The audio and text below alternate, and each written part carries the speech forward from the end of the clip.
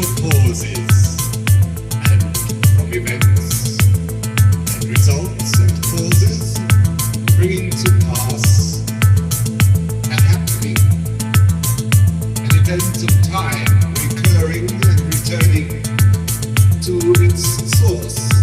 Of course, what we all see is what happens to be at this moment of time that we can appreciate with our mind, unless, of course,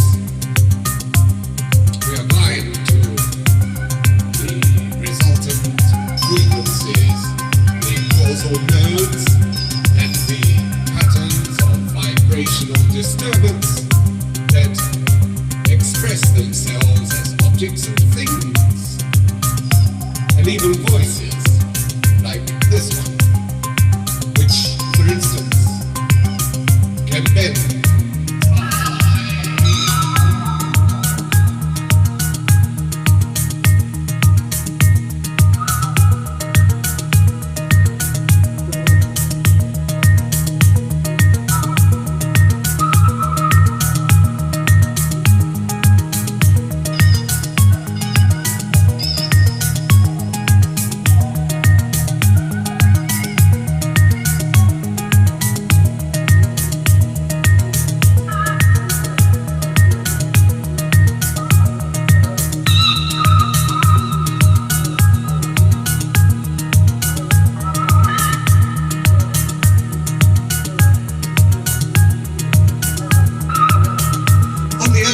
We can say that time does not exist at all, and that it's just the way that we have to grasp things with our minds in order to be able to see anything or hear anything at all. And that in the state of perfect freedom, time is neither a moment nor beyond nor forever. Time is the nowness of the singleness of the oneness, the uniqueness of the inseparability of the cause and effect syndrome that produces itself in the notion of time and sequence, cause and moment, result and pattern. You see what I mean?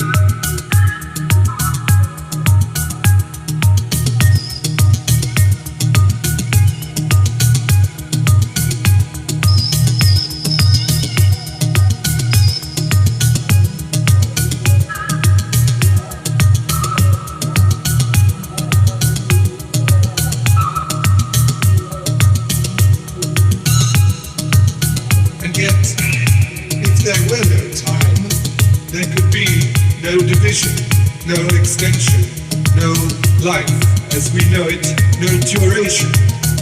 And so, if this is a division of something which does not exist, then how can we say that we who experience time and we who create time by being here at all can experience something which doesn't exist? How can we say that we exist? Well, as long as there is time for us to do so, we can be here, we can see here, we can stand here, we can even examine what we do when we are here. Although, in one manner of speaking, as time doesn't exist, we're not here at all.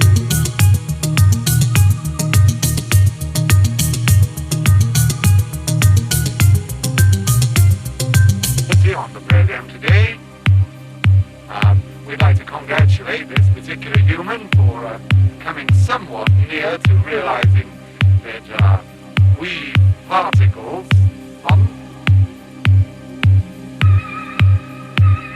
sequence and duration and strength and power, something which we cannot describe, but which everything that exists describes.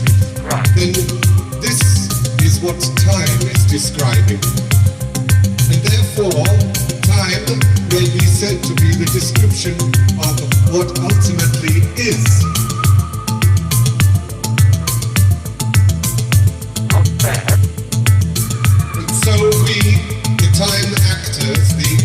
four factors fashion a coat for time to wear so that it can see itself and enjoy its own beauty.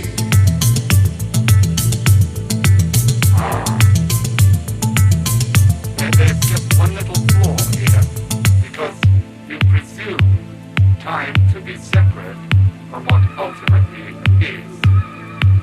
And yet any description of what is must be a description by itself, of itself.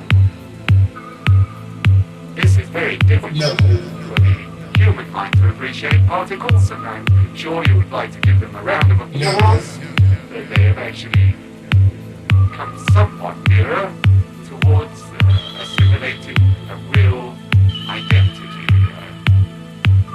A humble view of their own part in creation of the universe around us, in us, beyond us.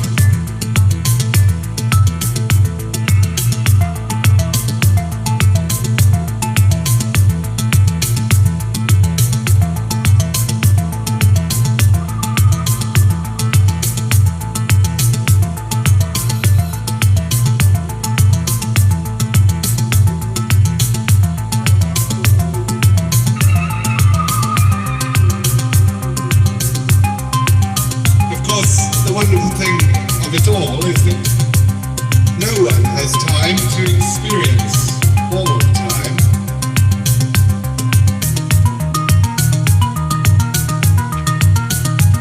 And even if we added together all the people who ever have experienced time and will experience it,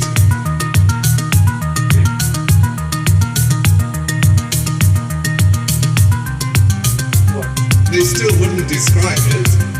Why not? They couldn't describe it. Why not?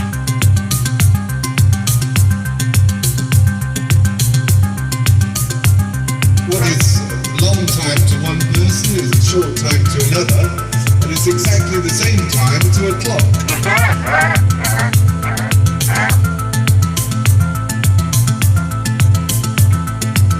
And if we tried to get all the people to speak at the same time about it all the time, there would be a terrible jabbering with voices. So, if we really wanted all the people everywhere that ever experienced time to talk about time at the same time, they would all have to say one single thing together. Perhaps that would be the word time.